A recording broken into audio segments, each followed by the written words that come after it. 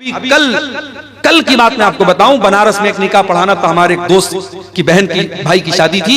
निकाह सुन्नत के मुताबिक होता है, बल्कि वो भी सुन्नत के मुताबिक नहीं होता है। निकाह पढ़ाने के लिए हम मौलवी साहब को बुलाते हैं और मौलवी साहब बेचारे आते हैं और बाकायदा लड़का के पास निकाह कबूल कराने के पहले लड़की के पास जाते हैं और लड़की से कबूल करवाते हैं। हमारे बनारस में भी ये रिवाज है। मैं तो कई बार तकरीरों में बोल चुका हूं कि भाई लड़की के पास काजी साहब मौलवी साहब को जाकर के कबूल करवाने की कोई जरूरत नहीं है।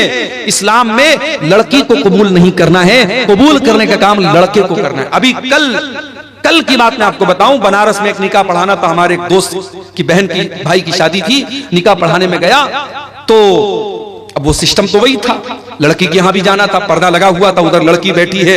अब फला बिनते फला आपका निकाह फला के साथ हो रहा है, क्या आपको कबूल है? लड़की अंदर से रो रही है, बेचारी तड़प रही है। उसकी माँ समझा रही है, चची लोग समझा रही, बेटा बोल दे बोल दे बोल दे। बड़ी देर के बाद लड़की बोलती हाँ कबूल है। अच्छा भाई, निकाह नामा में लेकर के गया था मैंने, उसमें बता दिया भाई लड़की की यहाँ साइन करा लो, सिग्नेचर करा लो।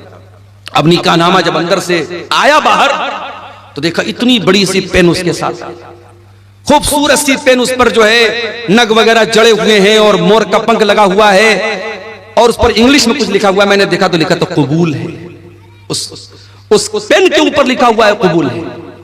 तो आजकल ये ड्रामेबाजी चल रही है। दुल्हन के लिए बाकायदा ऐसा दुपट्टा आ रहा है, दुपट्टे पर लिखा रहता फलाने की दुल्हन, अब्दुल्ला की दुल्हन, अब्दुर्रहमान की दुल्हन। यानी जब तक वो बेचारी दुपट्टा नहीं पहनेगी लोग नहीं समझेंगे कि किसकी दुल्हन है, किसी और की दुल्हन समझ लेंगे उसको। अजीब व गरीब तमाशे हो रहे हैं। भी बाबा लोग आते हैं, कोई 10 साल से अपना हाथ ऐसे उठाए हुए है और उसी को बहुत बड़ी इबादत समझ रहा है।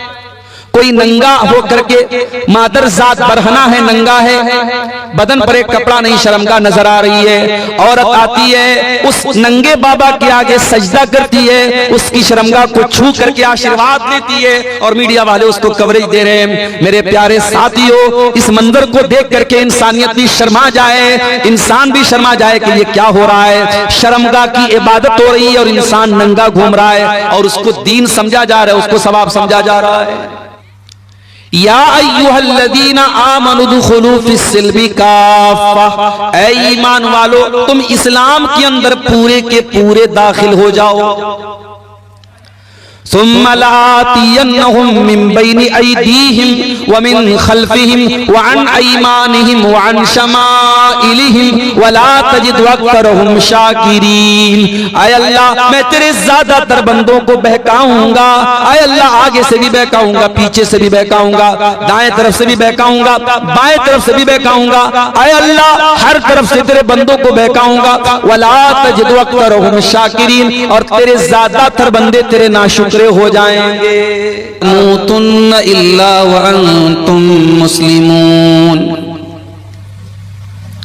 या अय्युहन्नासु इत्तक़ू रब्बकुमुल्लज़ी खलक़कुम मिन नफ्सिन वाहिदह व खलक़ मिन्हा ज़ौजहा व बत्त मिन्हुमा रिजालन कसीरन व निसाअ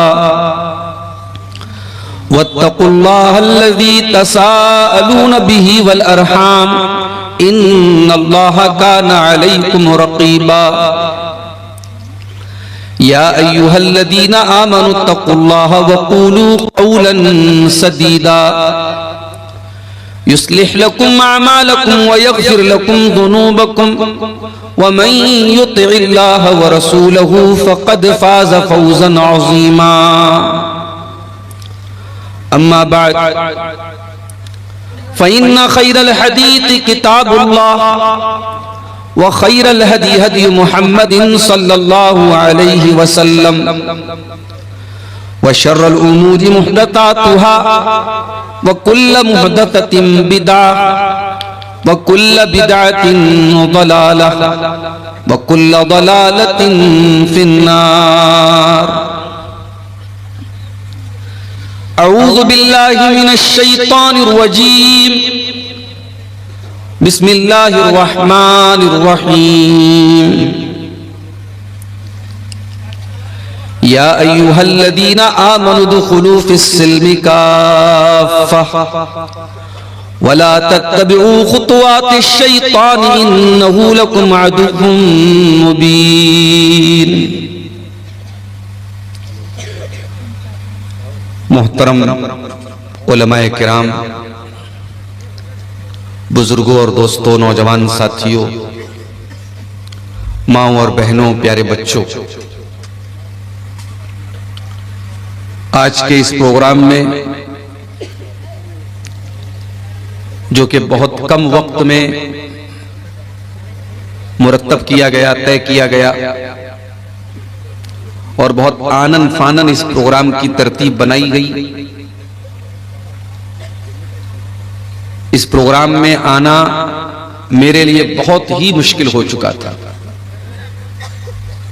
क्योंकि आप जानते हैं इस वक्त फरवरी का महीना है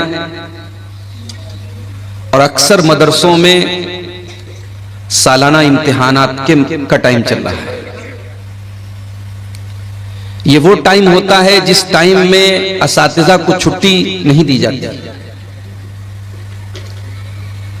लेकिन हमारे अजीज मोहतरम नासिर भाई और इसी तरीके से हमारे करीम भाई ने इतना ज्यादा इसरार किया कि हमें इस प्रोग्राम के लिए वक्त हर हाल में निकालना ही पड़ा। कल रात में नेपाल में था, मैं रात भर का सफर करके बाई कार बनारस पहुंचा। सुबह मदरसे में क्लास ज्वाइन किया, फिर मदरसे से दोपहर में निकला स्टेशन के लिए। तकरीबन 4 बजे ट्रेन पकड़ करके फिर पटना पहुंचा। फिर पटना से 4 व्हीलर से, वो भी पूरी स्पीड से भागते हुए आपके बीच में पहुंचा। ये सफर जो होते हैं बड़े रिस्की सफर होते हैं। जब ड्राइवर पूरी स्पीड से गाड़ी चलाता है तो कभी कभी ऐसा भी होता है कि गाड़ी को कंट्रोल करना भी मुश्किल होता है। कई बार ऐसा हुआ कि जब हम सफर में जा रहे हैं, रास्ते में बहुत सारे हादसे भी हमारे सामने दिखते हैं, एक्सीडेंट हो रहे हैं, हादसे हो रहे हैं, लेकिन हम ये समझते हैं कि शायद चूंकि ये सफर हमारा अल्लाह के दीन की तबलीग के लिए हो रहा है। इस सफर में पहुंचने के बाद रात के तकरीबन 2 बज रहे हैं, मुझे आपके सामने कुरान पढ़ना है, हदीसें पढ़नी है, अल्लाह और उसके रसूल की बातें पेश करनी है। मैं ये समझता हूं वल्लाहु आलम कि ये कुरान और हदीस की बरकत है कि अल्लाह हिफाजत भी करता है, अल्लाह ताकत भी देता है, वरना हमारे बस की बात नहीं है। मेरे साथ हमारे दोस्त लोग बोलते हैं कि हम लोग 1 दिन का सफर करते हैं, हालत खराब हो जाती है, या 24-24 घंटे हो जाते हैं पीठ बिस्तर पे लगाए हुए।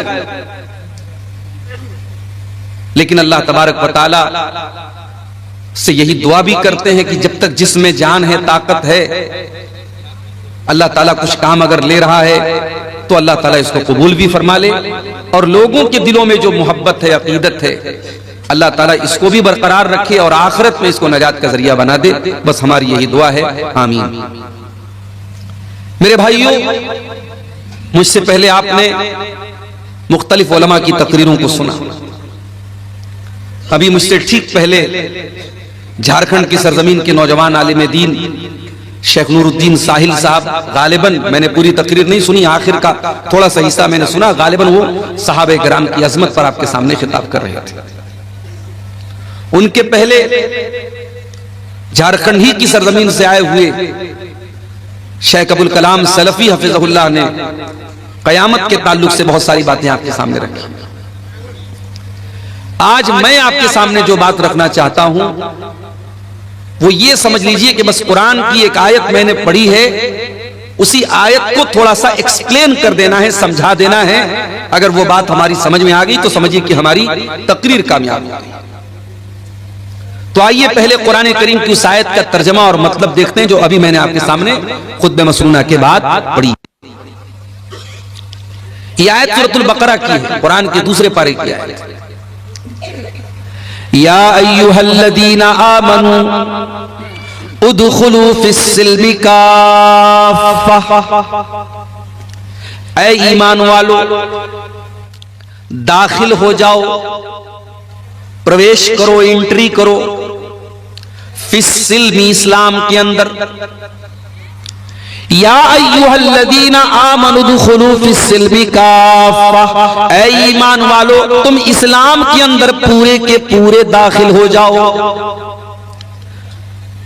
आप किसी मकान के अंदर दाखिल होते हैं, ऐसा तो नहीं होता कि आपका हाथ मकान के अंदर है और बाकी जिस्म बाहर है, ऐसा तो नहीं होता। आप ऐसा भी नहीं करते, किसी मकान के अंदर किसी बिल्डिंग के अंदर आप दाखिल होते हैं, पैर बिल्डिंग के अंदर है और बाकी बॉडी बाहर है। आप जब भी किसी मकान में प्रवेश करते हैं, किसी घर में दाखिल होते हैं, तो पूरे के पूरे दाखिल होते हैं। अल्लाह रब्बुल आलमीन फरमा रहा है उदखुलू फिस्सिल्मी काफ़ा, ऐ ईमान वालो तुम इस्लाम के अंदर पूरे के पूरे दाखिल हो जाओ। गोया इस्लाम भी एक बिल्डिंग की तरह है, इस्लाम भी एक घर की तरह है, और इस घर में तुम्हें आधा अधूरा नहीं दाखिल होना है, इस घर में तुम पूरे के पूरे दाखिल हो जाओ। वला तत्तबिऊ खुतुवातिश शैतान, और ऐ ईमान वालो तुम शैतान के तरीके पर न चलना, शैतान के नक्शे कदम पर न चलना। इन्नहु लकुम अदुव्वुम मुबीन, शैतान तुम्हारा सबसे बड़ा दुश्मन है, खुला हुआ दुश्मन है। वो छुप करके दुश्मनी नहीं कर रहा है, खुल करके दुश्मनी कर रहा है। भाई एक दुश्मन हमारा वो होता है, दुश्मन है लेकिन हमको मालूम नहीं, उससे बचना थोड़ा मुश्किल होता है। शैतान कोई ऐसा दुश्मन नहीं जो छुपा हुआ है, शैतान पहले दिन से हमारा दुश्मन है। हमारे बाप आदम को इसी ने जन्नत से निकलवाया, हमारी माँ हव्वा को इसी ने जन्नत से निकलवाया। हमारे माँ बाप आदम और हव्वा को जिस पेड़ के करीब जाने से अल्लाह ने मना किया था, उस पेड़ को चखने पर इसने मजबूर तो नहीं कह सकते, यानी ऐसा उनको लालच दिलाया, ऐसा बहकाया कि उन्होंने उस पेड़ को खा लिया, उसके फल को खा लिया। जन्नत के अंदर उनके कपड़े बदन से उतर गए, दोनों बरहना हो गए, नंगे हो गए, जन्नत के पत्तों से अपनी शर्मगाहों को ढांपने लगे। शैतान हमारे बाप आदम से लेकर के हमारी माँ हव्वा से लेकर के कयामत तक आने वाले हर इंसान का दुश्मन है, हर उस इंसान का दुश्मन है जो अल्लाह के रास्ते पर चलने वाला है, जो दीन के रास्ते पर चलने वाला है। शैतान का काम ही है हमको बहकाना। शैतान तो वादा करके आया अल्लाह ताला से, शैतान खामोश नहीं बैठा है, शैतान वादा करके आया है। सुम्मा लातियन्नहुम मिन बैनि अयदीहिम व मिन खल्फिहिम व अन अयमानिहिम व अन शमाइलिहिम व ला तजिदु अक्तरहुम शाकिरीन। आय अल्लाह मैं तेरे ज्यादातर बंदों को बहकाऊंगा, आय अल्लाह आगे से भी बहकाऊंगा, पीछे से भी बहकाऊंगा, दाएं तरफ से भी बहकाऊंगा, बाएं तरफ से भी बहकाऊंगा। आय अल्लाह हर तरफ से तेरे बंदों को बहकाऊंगा। व ला तजिदु अक्तरहुम शाकिरीन, और तेरे ज्यादातर बंदे तेरे नाशुक्र हो जाएंगे। नाशुक्रे हैं कि नहीं? बड़े बड़े पढ़े लिखे लोग हैं, काबिल लोग हैं, वेल एजुकेटेड हैं, वेल क्वालिफाइड हैं, सूरज के आगे हाथ जोड़ रहे हैं, चांद की इबादत कर रहे हैं, पेड़ की इबादत कर रहे हैं, नदी के आगे हाथ जोड़ रहे हैं, सांड को देख करके, गाय को देख करके उसके आगे हाथ जोड़ रहे हैं, गाय का पेशाब पी रहे हैं, गाय का गोबर खा रहे हैं। आपके गुवाहाटी के अंदर औरत की शर्मगाह की मूर्त बनी, उसकी इबादत हो रही है, शर्मगाह की पूजा, शर्मगाह की इबादत हो रही है। इससे बढ़ करके अल्लाह ताला की नाशुक्री क्या होगी? पैदा करने वाला अल्लाह, जिंदगी देने वाला अल्लाह, ऑक्सीजन चलाने वाला, ऑक्सीजन देने वाला अल्लाह, रोजी रोटी का मालिक अल्लाह, और अल्लाह की धरती पर रह करके अल्लाह की ऑक्सीजन में सांसें लेकर के इंसान शर्मगाह की इबादत कर रहा है। इससे बढ़ के नाशुक्री क्या होगी? अभी हमारे उत्तर प्रदेश में 12 साल पर हमारे गैर मुस्लिम भाइयों का एक त्योहार आता है, महाकुंभ के नाम से। अभी वो चल रहा है, बड़ी भीड़ है, अभी ट्रेनों में, रोड पर सफर करना बड़ा मुश्किल है। इलाहाबाद के अंदर, प्रयागराज के अंदर सारे देश भर से संत साधु आए हुए हैं, मीडिया वाले खूब कवरेज दे रहे हैं। उसमें ऐसे भी साधु लोग आते हैं, ऐसे भी बाबा लोग आते हैं। कोई 10 साल से अपना हाथ ऐसे उठाए हुए है और उसी को बहुत बड़ी इबादत समझ रहा है। कोई नंगा हो करके, मादर जात बरहना है, नंगा है, बदन पर एक कपड़ा नहीं, शर्मगाह नजर आ रही है। औरत आती है, उस नंगे बाबा के आगे सजदा करती है, उसकी शर्मगाह को छू करके आशीर्वाद लेती है, और मीडिया वाले उसको कवरेज दे रहे हैं। मेरे प्यारे साथियों, इस मंजर को देख करके इंसानियत भी शर्मा जाए, इंसान भी शर्मा जाए कि ये क्या हो रहा है। शर्मगाह की इबादत हो रही है और इंसान नंगा घूम रहा है, और उसको दीन समझा जा रहा है, उसको सवाब समझा जा रहा है। ये सारे मनाजिर देखने के बाद क्या हमारे और आपके दिल में ये जज्बा पैदा नहीं होता कि अल्लाह तेरा बहुत बड़ा करम और एहसान है कि तूने हमें मुसलमान बनाया है। हमारी औकात नहीं थी, हमारी हैसियत नहीं थी कि हम अपनी सूझबूझ से इस दिन को कबूल करते। बड़े बड़े दानिश्वर, बड़े बड़े पढ़े लिखे बुद्धिजीवी लोग इसी मुल्क में रहते हैं, इस्लाम कबूल नहीं कर रहे हैं, तौहीद कबूल नहीं कर रहे हैं। ऐ अल्लाह, हम इस बात की गारंटी कैसे ले सकते थे? ये तो तेरा करम है, तूने हमें मुसलमान बनाया है। कभी गौर करना मेरे प्यारे साथ, हमारे अंदर कोई सुरखाब का पर लगा हुआ है? अल्लाह ने कौन सी ऐसी खास बात हमारे अंदर देखी हमको मुसलमान बना दिया? ये बस उसका करम है, उसकी कृपा है, उसकी रहमत है, वरना हम किस लायक है मेरे प्यारे साथी। इसीलिए जन्नती जब जन्नत में जाएंगे तो क्या कहेंगे? वक़ालुल हम्दुलिल्लाहिल्लज़ी हदाना लिहाज़ा वमा कुन्ना लिनहतदिय लौला अन हदानल्लाह। आय अल्लाह, तेरा करम और तेरा शुक्र है, तूने हमको हिदायत की नेमत से नवाजा, इस्लाम की नेमत से नवाजा।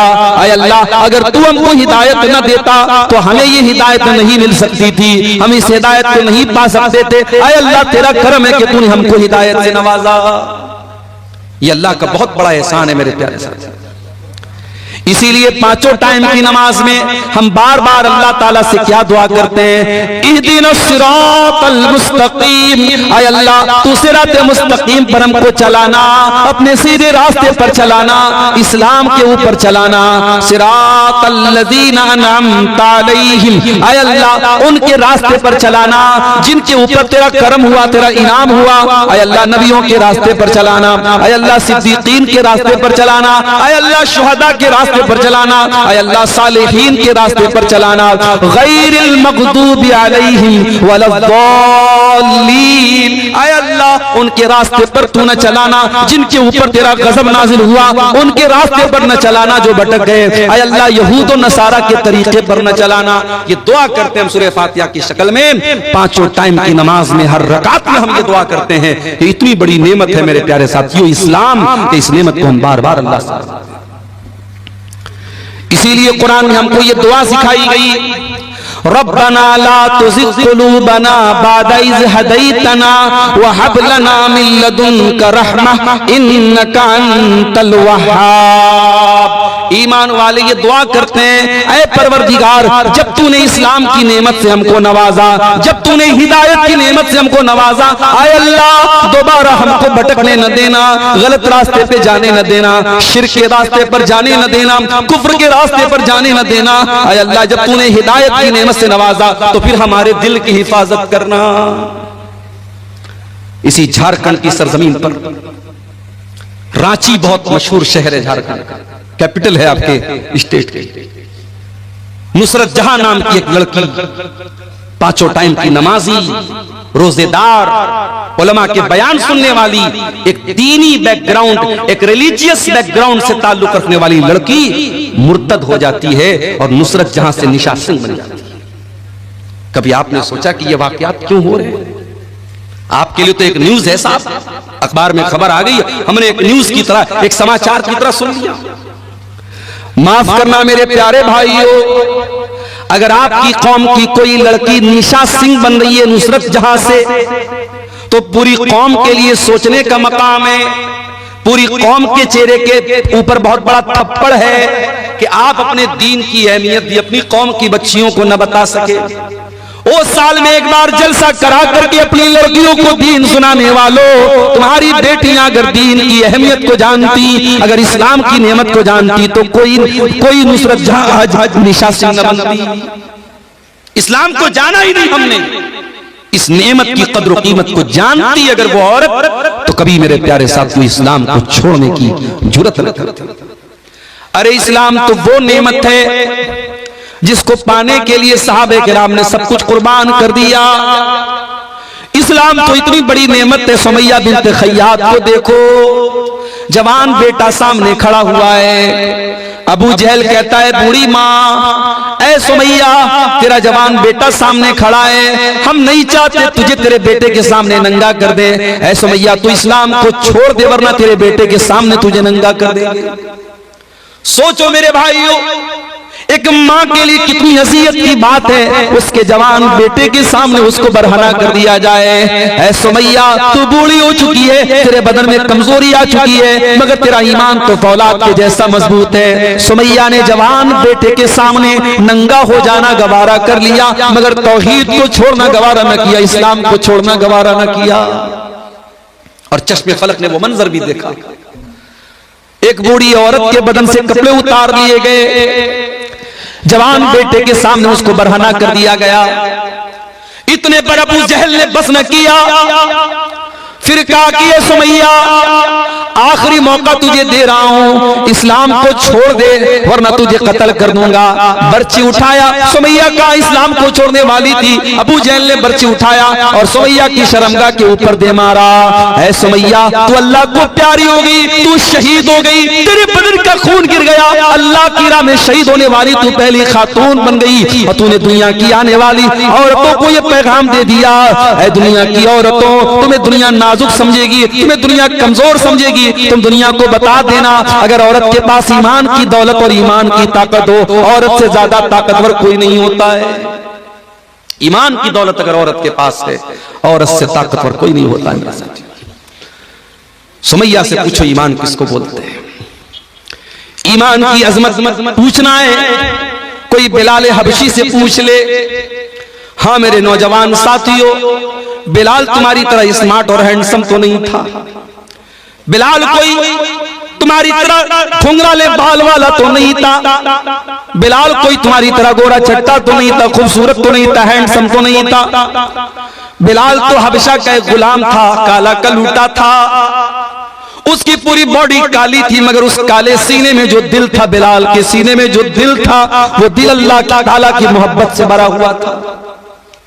ओ दुनिया वालों, तुमने तो जब भी देखा है लोगों की सूरतों को देखा है, लोगों के चेहरों को देखा है, आओ तुम्हें बिलाल की सीरत भी दिखाते हैं। बिलाल काले हैं, बिलाल का बदन काला है और बिलाल के काले बदन को उनका मालिक अरब के तपते हुए सहरा पर लिटा देता है। नीचे गरम गरम बालू है, नीचे गरम गरम रेत है और बिलाल के सीने पर गरम पत्थर भी रख देता है। बिलाल के सीने की चर्बी भी पिघल रही है और बिलाल की पीठ भी पिघल रही है और बिलाल का मालिक कहता है, उमैया बिन खल्फ कहता है, ऐ बिलाल तेरे सीने की चर्बी को पिघलाना हमें अच्छा नहीं लगता, तुझे टॉर्चर देना हमें अच्छा नहीं लगता। ऐ बिलाल हम तुझे टॉर्चर करना बंद कर देंगे, बस एक शर्त है, तू अल्लाह की तौहीद को छोड़ दे और हमारे 360 माबूदों का इकरार कर ले, हमारे साथ तू भी शिर्क का नारा लगा दे और ला इलाहा इल्लल्लाह की आवाज तू निकालना बंद कर दे। बिलाल हम तुझे तकलीफ देना छोड़ देंगे।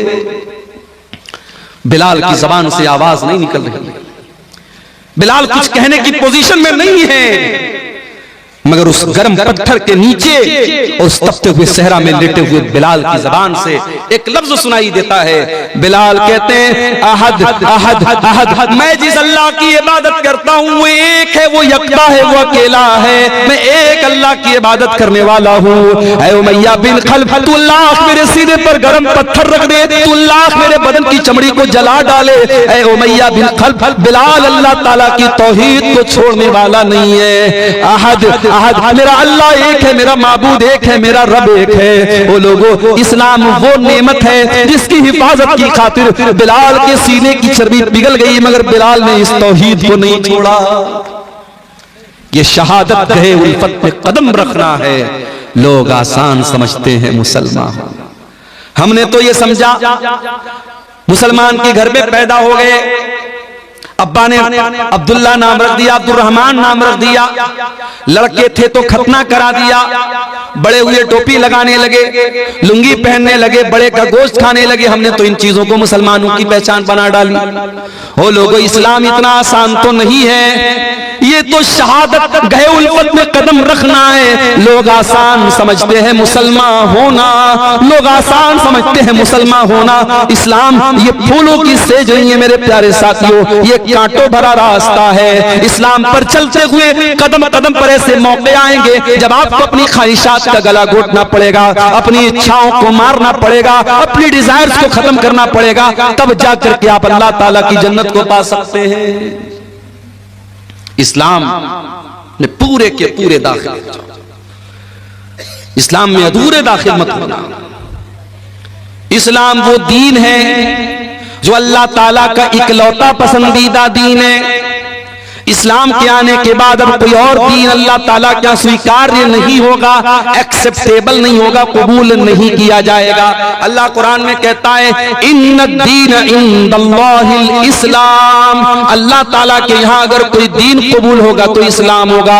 अल्लाह फरमाता है वमन यब्तगी गैरल इस्लाम दीनन फलन युक़बल मिन्हु व हुवा फिल आखिरति मिनल खासिरीन। तुम इस्लाम को छोड़ करके कोई और मजहब लेकर के आओगे, तुम जितनी भी नेकी का पहाड़ लेके आ जाओ, अगर इस्लाम के अलावा कोई और मजहब लेकर के आओगे कबूल नहीं किया जाएगा। दुनिया के और मजहब में अल्लाह को खुश करना है, शादी नहीं कर सकते। बड़े बड़े ईसाइयों के गिरजाघरों में चले जाओ, वहां आपको ऐसी औरतें मिलेंगी जिनको नन कहा जाता है। ये नन वो औरतें होती हैं जो जिंदगी भर शादी नहीं करती हैं, जो अपने आप को चर्च के लिए खास कर लेती हैं। उनका अकीदा ये होता है अगर अल्लाह ताला को राजी करना है, खुश करना है, तो हम शादी नहीं करेंगे, हम शौहर के पास नहीं जाएंगे, हम सारी जिंदगी चर्च में रहेंगे। उनको नन कहा जाता है। ये अकीदा है ईसाइयों का। हमारे हिंदू भाइयों का एक अकीदा है अगर आपको ईश्वर को प्रसन्न करना है, अल्लाह को खुश करना है, तो आपको ब्रह्मचारी बनना पड़ेगा, दुनिया को त्यागना पड़ेगा, पत्नी से दूर रहना पड़ेगा, बच्चों से दूर रहना पड़ेगा, दुनिया को मोह माया समझ करके दुनिया को त्याग देना होगा, दुनिया को छोड़ देना होगा। जरा सोचो मेरे प्यारे साथियों, अगर ये तसव्वुर इस्लाम का भी होता तो कितनी परेशानी होती। आय अल्लाह तेरा शुक्र है तूने हमें मुसलमान बनाया और इस्लाम जैसा दीन हमको दिया जिसमें दुनिया को त्यागने का, दुनिया को छोड़ने का हुक्म नहीं दिया गया, बल्कि कुरान में अल्लाह हमको दुआ सिखाता है कि ऐ मेरे बंदो ये दुआ पढ़ा करो, रब्बना आतिना फिद दुनिया हसना व फिल आखिरति हसना व क़िना अज़ाबन्नार। ऐ परवरदिगार हमारी दुनिया को भी अच्छा बना दे, हमारी आखिरत को भी अच्छा बना दे और हमें जहन्नम की आग से तू बचा ले। ये कुरान की सबसे जामे दुआ है और ये वो दुआ है मेरे प्यारे साथियों। अगर आपने कभी हज किया होगा, कभी उम्रा किया होगा, जब आप तवाफ करते हैं खाने काबा का तो हजर अस्वद और रुकन यमानी के बीच में इस दुआ को पढ़ते हैं। ये इतनी प्यारी दुआ है मेरे साथ। अल्लाह के प्यारे नबी एक दुआ पढ़ा करते थे, किया करते थे, अल्लाहुम्मा अस्लिह ली दीनी अल्लज़ी हुवा इस्मत अमरी। आय अल्लाह मेरे दीन को ठीक कर दे क्योंकि मेरे मामले की बुनियाद तो मेरे दीन के ऊपर है। व अस्लिह ली दुनियाया अल्लती फीहा माशी, और अल्लाह मेरी दुनिया को भी ठीक कर दे क्योंकि जिंदगी तो मुझको दुनिया के अंदर गुजारना है। व अस्लिह ली आखिरती अल्लती इलैहा मादी, और ऐ अल्लाह मेरी आखिरत को भी तू ठीक कर दे क्योंकि मरने के बाद लौट करके वहीं जाना है। वजालिल हयात ज़ियादतन ली फी कुल्ली खैर, और ऐ अल्लाह मेरी जिंदगी को ऐसा बना दे कि जिंदगी का हर दिन नेकी में इजाफे का सबब बन जाए, जिंदगी में हर दिन भलाई में इजाफा हो, नेकी में इजाफा हो। वजालिल मौत राहतन ली मिन कुल्ली शर, और ऐ अल्लाह जब तुम मौत देना तो ऐसी मौत देना कि हर तकलीफ से, हर शर से मुझको नजात मिल जाए। ये बड़ी जामे दुआ है। अल्लाह के प्यारे नबी ये दुआ पढ़ा करते थे, तो हमें ये दुआ सिखाई गई मेरे साथ। हमारे नबी ने शादी भी की, एक साथ आपकी 9 बीवियां थी, सबका हक आप अदा करते थे। आपके कुछ सहाबा ने जब शादी ना करने का इरादा कर लिया, मिसाल के तौर पर एक सहाबी थे, उनका नाम था उस्मान बिन मज़ून रज़ी अल्लाह ताला अन्हु। उन्होंने ये तय कर लिया कि मैं शादी ही नहीं करूंगा। यहां तक कि उन्होंने ये तय कर लिया कि वो अपने टेस्टिकल्स को निकलवा देंगे, अपने खुशियतैन को निकलवा देंगे, यानी मर्द रहने के काबिल ही नहीं रहेंगे, मर्दानगी खत्म कर देंगे, शादी के काबिल ही नहीं बचेंगे। यहां तक उन्होंने इरादा कर लिया। भाई उस जमाने में नसबंदी नहीं होती थी, मेडिकल साइंस का जमाना नहीं था। तो जैसे हम जानवरों को देखते हैं कि जानवरों को खस्सी कर दिया जाता है ताकि फिर जानवर पैदावार बढ़ाने के काबिल न बचे, तो हजरत उस्मान बिन मज़ून ने खस्सी करने का अपने आप को इरादा कर लिया कि मैं इस लायक ही न बचूं कि मैं शादी कर सकूं। अल्लाह के नबी को पता चला, आपने उस्मान बिन मज़ून को बुलवाया। और मैं यहां पर यह वजाहत कर दूं कि ये वो उस्मान नहीं है जो अल्लाह के नबी के दामाद थे, वो दूसरे उस्मान है। ये गलतफहमी मत पाल लीजिएगा। वो उस्मान बिन अफ़्फ़ान थे जो नबी के दामाद थे, ये दूसरे हैं। इनका नाम उस्मान बिन मज़ून था, इनके अब्बा का नाम मज़ून था। ये अल्लाह के नबी के पास आए, नबी ने पूछा क्या है उस्मान, मुझे ऐसा ऐसा पता चला है। कहा अल्लाह के नबी सही पता चला है। आपने फरमाया कि ऐ उस्मान, अतबतगी रहबानियतन, क्या तुम ये चाहते हो कि इस्लाम को छोड़ करके तुम रहबानियत अपना लो? ऐ उस्मान, मेरे दीन के अंदर रहबानियत नहीं है। ऐ उस्मान, मैं अल्लाह का नबी हूं, लेकिन कान खोल करके सुन लो। उमिरतु अन अनामा व अक़ूमा, मुझे अल्लाह ने हुक्म दिया है मैं रात में आराम भी करता हूं और रात में नमाज भी पढ़ता हूं। व असूमा व उफ्तिर, मैं रोजा भी रखता हूं और कभी कभी रोजा नहीं भी रखता हूं, मैं कंटिन्यू नफिल रोजा नहीं रखता हूं। और अल्लाह ने मुझको हुक्म दिया है मैं निकाह भी करता हूं, मेरी बीवियां भी हैं, और यही मेरा तरीका है। फमन रगीबा अन सुन्नती फलैसा मिन्नी, जो मेरे तरीके से हटेगा उसका मुझसे कोई ताल्लुक नहीं है। इस्लाम इतना प्यारा दीन है, रडुआ बन करके कोई जिंदगी गुजारे, कोई शादी ना करे, कोई बगैर जोड़े के रहे, इस्लाम की तालीम नहीं है। इस्लाम हुक्म देता है अपने लड़कों और लड़कियों की शादी कराओ। कोई लड़का, कोई मर्द बगैर बीवी के न रहे, कोई औरत बगैर शौहर के न रहे, ये इस्लाम की तालीम है। और आगे बढ़िए, अल्लाह के नबी के एक सहाबी हैं, नाम नोट कर लो, अब्दुल्ला बिन अमर बिन आस। नबी के सहाबा में 4 अब्दुल्ला बहुत मशहूर हैं। नहीं मालूम के दुआ वालों को शायद, उलमा को शायद पता है, बल्कि यकीनन पता होगा। अवाम की बात अगर करूं, रात रात भर तकरीर सुनने वालों को भी नहीं पता होगा। नबी के सहाबा में 4 अब्दुल्ला बहुत फेमस है, बहुत मशहूर हैं। अब्दुल्ला बिन उमर, अब्दुल्ला बिन मसूद, अब्दुल्ला बिन अमर बिन आस और अब्दुल्ला बिन अब्बास।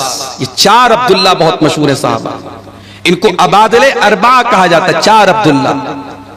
इसमें से एक सहाबी अब्दुल्ला बिन अमर बिन आस हैं, वो भी सहाबी, उनके अब्बा भी सहाबी, बाप भी सहाबी, बेटा भी सहाबी। हजरत अब्दुल्ला बिन अमर बिन आस बहुत बड़े सहाबी हैं, बहुत नेक इंसान है, रात रात भर नमाज पढ़ने वाले इंसान है, दिन में कंटिन्यू नफिल रोजा रखने वाले इंसान है। उनकी शादी हो गई। शादी के कुछ दिनों के बाद जब बहू को ससुर ने देखा कि बहू न बालों में कंघी कर रही है, न चेहरे पर पानी फेर रही है, चेहरा भी अजीब सा बना हुआ है, बाल भी बिखरे पड़े हैं, तो ससुर ने बहू से पूछा कि क्या बात है, ऐसी तूने हालत क्यों बना के रखी है? भाई ससुर को तो पता नहीं करना है ना। अच्छा, ससुर आ गया तो बहू क्या करती है, जल्दी से अपने चेहरे पर घूंघट डाल देती। ससुर आ गया और देवर आ गया तो तब कभी नहीं घूंघट डालती। देवर से पर्दा नहीं है, जेठ से पर्दा नहीं है, ससुर से पर्दा है। ये अजीब गरीब सिस्टम हमारे यहाँ है। जबकि ससुर तो गैर महरम नहीं है, महरम है वो। ससुर बाप के दर्जे में, अगर ससुर के सामने घूंघट नहीं भी डालेगी, अगर सीने पर दुपट्टा है तो भी चलेगा, लेकिन देवर से तो पर्दा करना है। देवर से पर्दा नहीं करेगी, ससुर से करेगी। तो यहां बहू को देखा ससुर ने कि बहू का चेहरा बड़ा उतरा हुआ है। कहा है मेरी बच्ची क्या बात है, नई नवेली दुल्हन तो बड़ा सच संवर करके रहती है, क्या बात है, तेरे बाल क्यों बिखरे पड़े हैं, तेरा चेहरा क्यों बिखरा पड़ा है, क्या बात है? कहा है अब्बा जान, आपका बेटा तो रात में नमाज पढ़ता है, दिन में रोजा रखता है, आपके बेटे को बीवी से कोई मतलब ही नहीं है। हजरत अमर बिन आस समझ गए क्या मसला है। डायरेक्ट बेटे को बोलना मुनासिब नहीं समझा। अल्लाह के रसूल सल्लल्लाहु अलैहि वसल्लम के पास आए, अल्लाह के नबी मेरे बेटे की नई नई शादी हुई है और ये हाल है, बीवी का हक अदा नहीं कर रहा है, बीवी के पास भी नहीं जाता है, रात रात भर नमाज पढ़ता है, दिन में रोजा रखता है।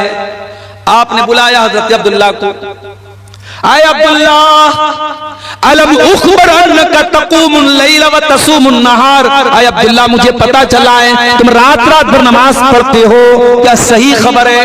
हाँ अल्लाह के नबी सही बात है। आए अब्दुल्ला मुझे पता चला है तुम दिन में कंटिन्यू रोजा रखते हो, क्या सही खबर है? हाँ अल्लाह के नबी सही खबर है। आए अब्दुल्ला कल तक अकेले थे, आज शादी हो चुकी है, बीवी तुम्हारे घर आ चुकी है। अरे अब्दुल्ला कान खोल करके सुन लो, देखो मुझे देखो, मैं नमाज भी पढ़ता हूँ और रात में आराम भी करता हूँ, मैं रोजा भी रखता हूँ और कभी कभी रोजा नहीं भी रखता हूँ, मैं कंटिन्यू नफिल रोजा नहीं रखता हूँ और मैंने निकाह भी किया है। अरे अब्दुल्ला इन्ना लिअयनिका अलैका हक्का व इन्ना लिज़ौजिका अलैका हक्का व इन्ना लिरब्बिका अलैका हक्का।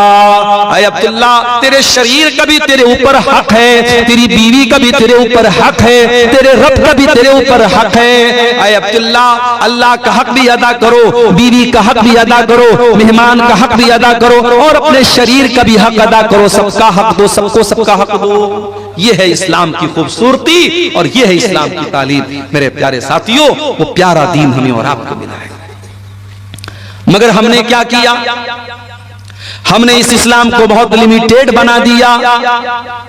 मस्जिद के अंदर आए, अल्लाहु अकबर, हाथ कहां बांधा? सीने पर बांधा। क्यों बांधा? अब्दुल गफ्फार साहब नमाज में हाथ कहां बांधना है? अब्दुल गफ्फार साहब ने हदीस पढ़ के सुनाई, अल्लाह के नबी सीने पर हाथ बांधते थे, आपने बराबर सीने पर हाथ बांधा। रुकू में गए, मौलवी साहब जब रुकू में जाएंगे तो पीठ कैसी होगी? मौलवी ने हदीस पढ़ के सुनाई, जब रुकू में जाए तो पीठ बिल्कुल बराबर होनी चाहिए, सर के लेवल के बराबर होनी चाहिए, न ऊंची होनी चाहिए न नीची होनी चाहिए। रुकू से उठा, समी अल्लाहु लिमन हमीदा रब्बना वलकल हम्दु हम्दन कसीरन तय्यबन मुबारकन फी। सजदे में गया, मौलवी साहब सजदा करते वक्त कौन कौन सी चीजें जमीन पर होनी चाहिए? मौलवी साहब ने हदीस पढ़ के सुनाई, अल्लाह के प्यारे नबी फरमाते हैं, उमिरतु अन अस्जुदा अला सबती आज़ुम, मुझे हुक्म दिया गया है कि सजदे के अंदर 7 हड्डियां जमीन पर होनी चाहिए। दोनों हाथ जमीन पर होना चाहिए, दोनों पैर का घुटना जमीन पर होना चाहिए, दोनों पैर का पंजा, पैर की जो हथेली है वो जमीन पर होनी चाहिए, और इसी तरीके से माथा और नाक, माथा और नाक दोनों एक में है। ये 7 चीजें सजदे में होनी चाहिए। नमाज में आप मुकम्मल हदीस को फॉलो करें। एक एक मसला पूछ रहे हैं मौलवी साहब। मस्जिद के बाहर निकले, दुकान पर गए, कस्टमर आया, हाजी साहब ये माल, ये कपड़ा, ये सामान कितने का देंगे? हाजी साहब कहते अल्लाह की कसम मुझे 100 का पड़ा है, तू 110 दे दे। वही हाजी साहब जो मस्जिद में नमाज का तरीका मौलवी साहब से हदीस की रोशनी में पूछ रहे थे, जब मार्केट में आए, जब बिजनेस करने आए, जब कारोबार करने आए तो झूठी कसम खा करके अपने माल की गलत कीमत बता दी। ओ लोगों, तुमने ये क्यों समझ लिया कि इस्लाम तुम्हारे कारोबार पर अप्लाई नहीं होता? इस्लाम कारोबार से बाहर किसी चीज का नाम है। ओ लोगों, इस्लाम एक मुकम्मल साबिते हयात का नाम है, इस्लाम एक मुकम्मल लाइफ स्टाइल का नाम है। इस्लाम अगर आपको नमाज पढ़ने का तरीका बताता है तो इस्लाम आपको कारोबार करने का तरीका भी बताता है। जब आप बिजनेस करेंगे, कारोबार करें, अल्लाह के नबी ने फरमाया कि वहां झूठ नहीं बोलना है, वहां धोखाधड़ी नहीं करना है, वहां किसी हराम माल का बिजनेस नहीं करना है, कारोबार करने का भी आपको तरीका बताया गया। यहां तक कि जब आप पेशाब करने जाते हैं, लेट्रिन करने जाते हैं, इस्तिंजा कैसे करना है उसका भी तरीका बताया गया। घोड़े और कुत्ते की तरह खड़े होकर के पैट की जिप खोल करके कहीं पर भी पेशाब कर लेना और शर्मगाह को न धुलना, इस्तिंजा न करना, माफ करना, ये मुसलमान का तरीका नहीं है, ये जानवरों का तरीका है, मुसलमान का तरीका नहीं है। हजरत सलमान फारसी रजी अल्लाह तआला अन्हु के पास एक मर्तबा यहूदी आए और यहूदियों ने आकर के मजाक उड़ाते हुए कहा कि ऐ सलमान फारसी, तुम्हारे नबी ने तो तुम्हें सब कुछ सिखाया है, तो ये भी सिखाया होगा पेशाब कैसे किया जाए, पाखाना कैसे किया जाए। कहा कि हाँ है यहूदियों, हमारे नबी ने पेशाब और पाखाना करने का तरीका भी हमको बताया है। अमरना अल्लाह नस्तकबिल क़िबलत वला नस्तदबिरहा, हमारे नबी ने हमें हुक्म दिया है जब इस्तिंजा करने बैठे तो किबला की तरफ, पश्चिम की तरफ न चेहरा करें न पीठ करें। और हमारे नबी ने हमको मना किया कि 3 से कम ढेले के जरिए इस्तिंजा न करें। और हमारे नबी ने मना किया कि हम गोबर या हड्डी से इस्तिंजा न करें। ये 3 हुक्म हमारे नबी ने तो हमें पेशाब और पाखाना करने का दिया है। गोया यहूदी तो मजाक उड़ाने के लिए आए थे, मगर सलमान फारसी ने जवाब दे दिया कि ऐ यहूदियों, तुम सही कह रहे हो, हमारे नबी ने हमारे लिए कोई चीज नहीं छोड़ी, हमारे नबी ने हमें पेशाब और पाखाना करने का तरीका भी हमको बताया। शादी हो गई आपकी, बीवी के पास आपको मिलने जाना है। हो सकता है ये टॉपिक दुनिया के लिए बहुत अजीब व गरीब टॉपिक हो, इस टॉपिक पर बात करना है गुनाह माना जाता हो, लेकिन इस्लाम इस टॉपिक पर भी बात करता है। और बीवी से मिलने के वो तरीके जो नाजायज और हराम हैं, इस्लाम उनसे मना करता है। आज हमारे नौजवानों में गंदी फिल्मों के जरिए, पॉर्न मूवीज के जरिए बहुत सारे गलत तरीके बीवी से मिलने के राइज हो चुके हैं। आज इसकी भी जानकारी करने की जरूरत है कि मियां बीवी के ताल्लुकात के सिलसिले में इस्लाम क्या कहता है। बहुत सारे गलत और नाजायज तरीके राइज हो चुके हैं और हमारे नौजवानों में जो बहुत सारे तरीके ऐसे मशहूर हो चुके हैं शहवत पूरी करने के, जो हराम और नाजायज है। कोई अपने हाथों से अपनी शहवत को बर्बाद कर रहा है, अपने शरीर को बर्बाद कर रहा है, और कोई शादीशुदा इंसान अपनी बीवी के साथ जो नेचुरल तरीका है उससे हट करके गैर फितरी तरीके से, जानवरों से भी बदतर जो तरीका है उस तरीके के साथ अपनी बीवी के पास जाता है। मेरे प्यारे साथियों, इस्लाम ने बीवी से मिलने के आदाब भी हमको बताए हैं। अल्लाह के नबी फरमाते हैं, इज़ा अता अहदुकुम अहलहू, जब तुम में से कोई अपनी बीवी के पास जाए तो मुलाकात करने से पहले ये दुआ पढ़े, बिस्मिल्लाह अल्लाहुम्मा जन्निबना शैतान व जन्निबिश शैतान मा रज़क़तना। ये दुआ पढ़ने के बाद अपनी बीवी के पास जाए अल्लाह के नाम से, आय अल्लाह तू हमें शैतान से बचा और हमारी पैदा होने वाली औलाद को भी तू शैतान से बचा। अल्लाह के प्यारे नबी फरमाते हैं, अगर कोई ये दुआ पढ़ने के बाद बीवी से मुलाकात करेगा, अगर औलाद पैदा होगी, अगर अल्लाह ने मुकद्दर में औलाद लिखी है तो शैतान उस औलाद को नुकसान नहीं पहुंचाएगा।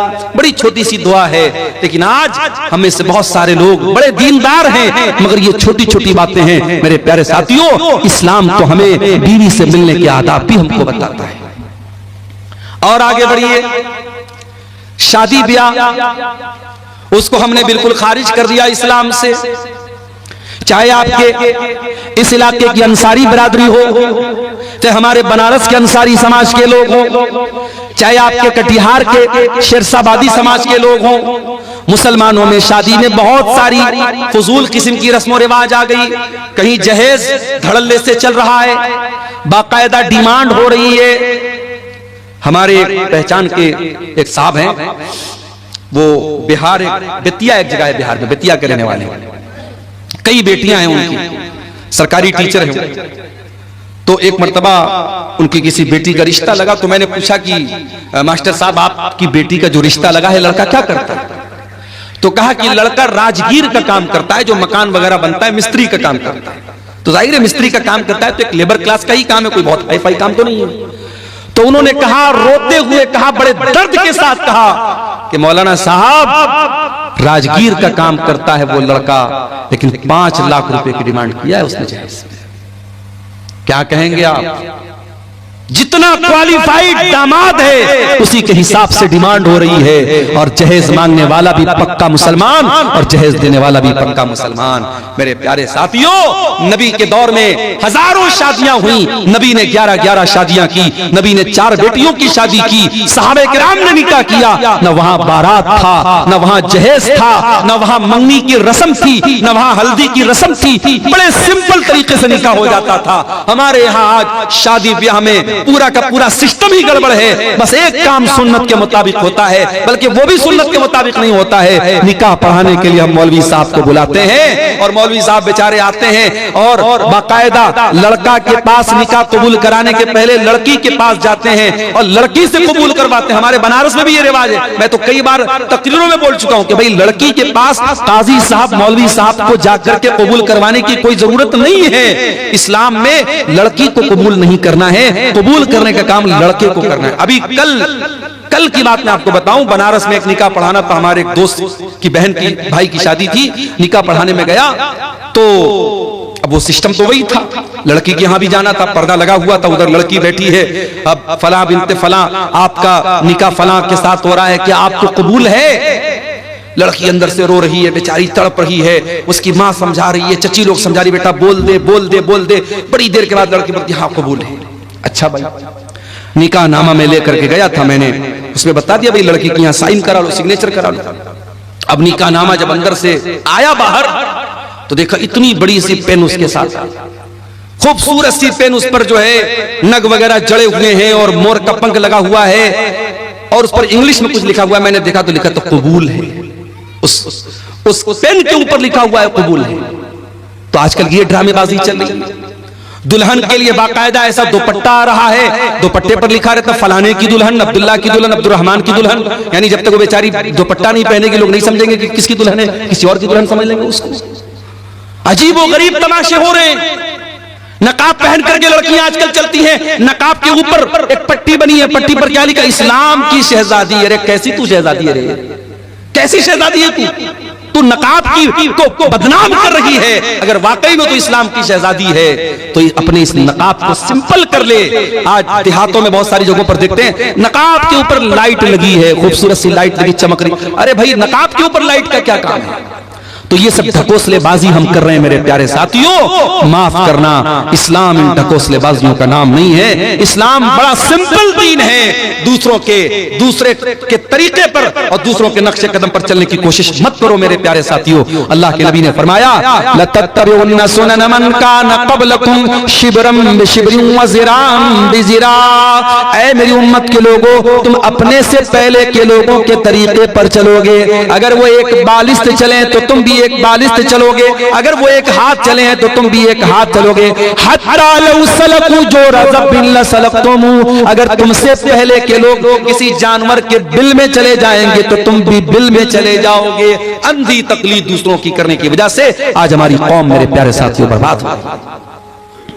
और आगे बढ़िए, इस्लाम में पूरे के पूरे दाखिल हो जाओ।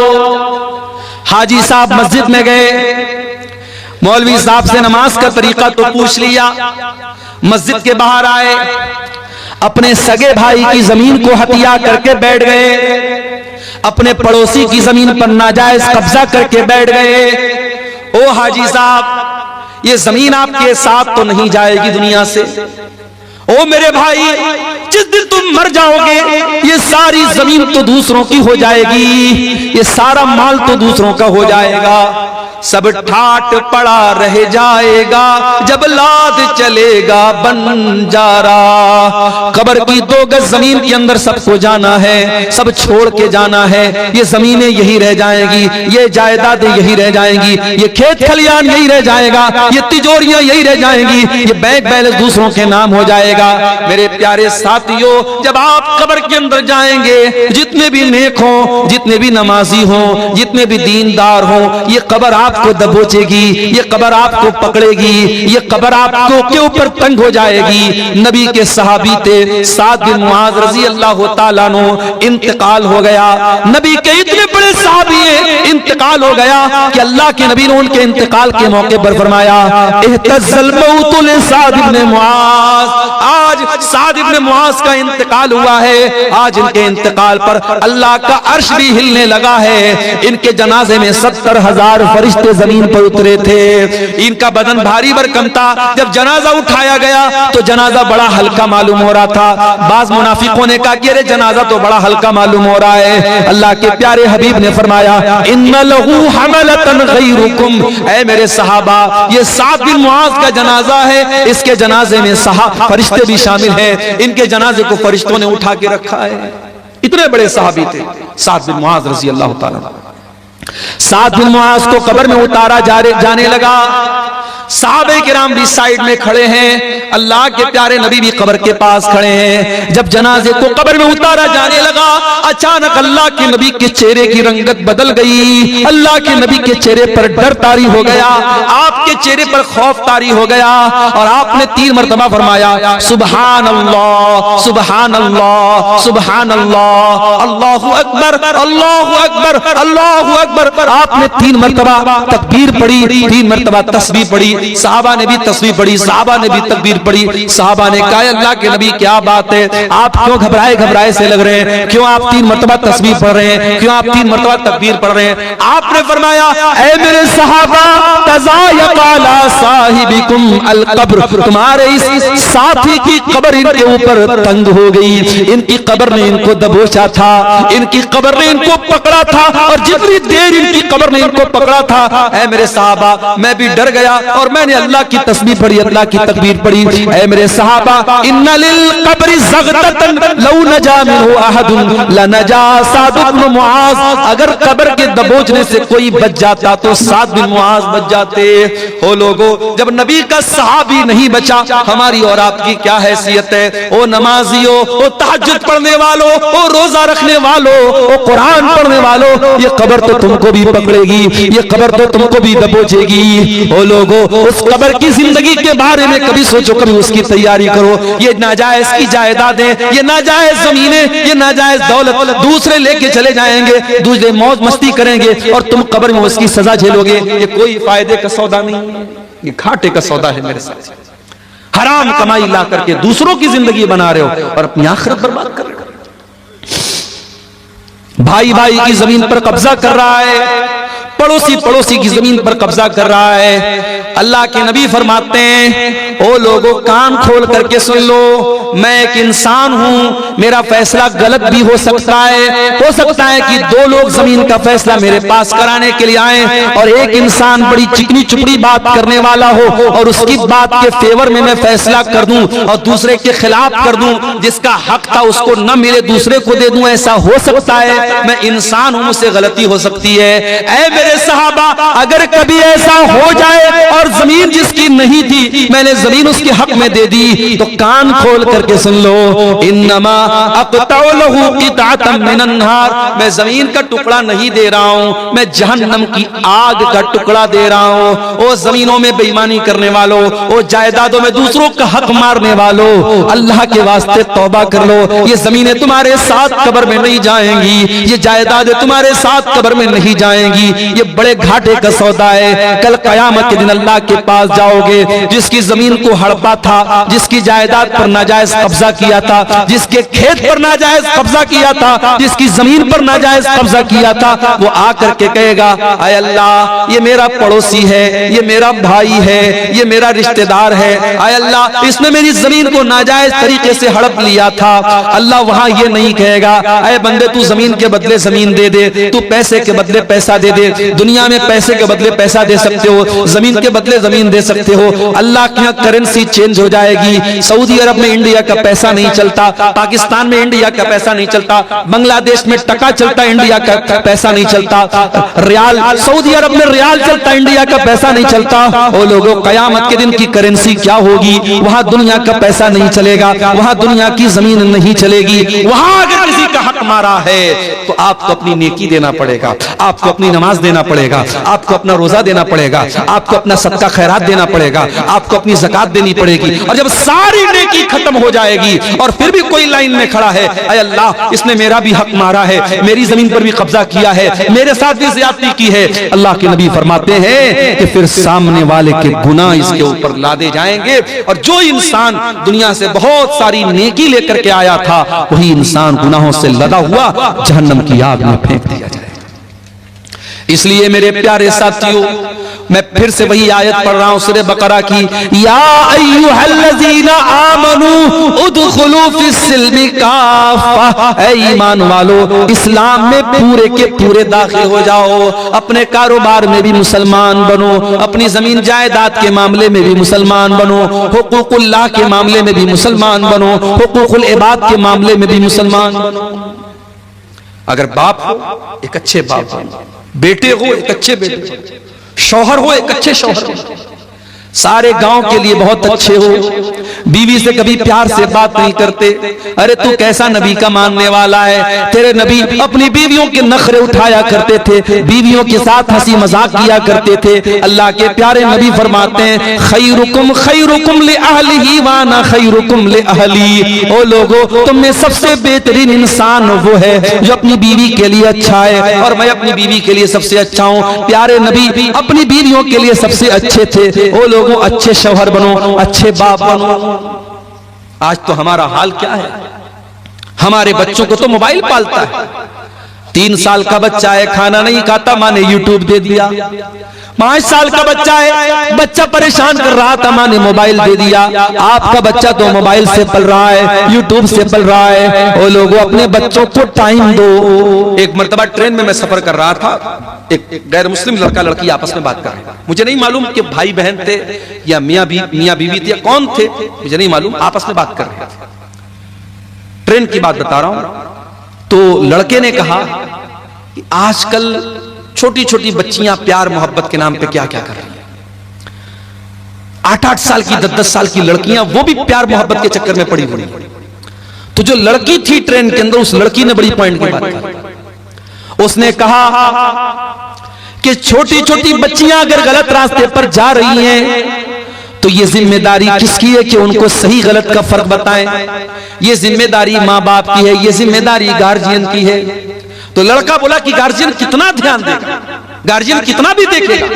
तो लड़की ने कहा कि गार्जियन अपने आप को झोंक दे। आज का दौर वो दौर है। वो गैर मुस्लिम लोग थे, उनकी बातें, मैं ट्रेन में बैठा था। आजकल का तो माहौल ऐसा है, ट्रेन पर भी आप ज्यादा किसी से बात नहीं कर सकती, अपनी अपनी सीट पर आदमी बैठा रहता है। लेकिन वो बातचीत जो हो रही थी, मैं सुना तो मुझे वो बात बड़ी वजनदार लगी। उस लड़की ने कहा कि आज के दौर में अगर अपनी बच्चियों की परवरिश करना है तो अपने आप को कुर्बान करना पड़ेगा, तब आप बच्चियों की परवरिश कर सकते हैं। मेरे प्यारे साथियों, जमाना बड़ा नाजुक है। आपकी जवान होने वाली बेटियों को बहकाने के लिए हजारों रास्ते मौजूद हैं। फेसबुक मौजूद है, इंस्टाग्राम मौजूद है, व्हाट्सएप मौजूद है, स्कूल का गंदा माहौल है, कॉलेज का गंदा माहौल है, सोशल मीडिया है, इलेक्ट्रॉनिक मीडिया है, प्रिंट मीडिया है, शैतान के फितने हैं। आपकी जवान होने वाली नस्ल को बर्बाद करने के बहुत सारे रास्ते हैं। अगर आपने ध्यान न दिया, अगर आपने अपने आप को कुर्बान नहीं किया अपने बच्चों की तरबियत के लिए, कल पछताना पड़ेगा।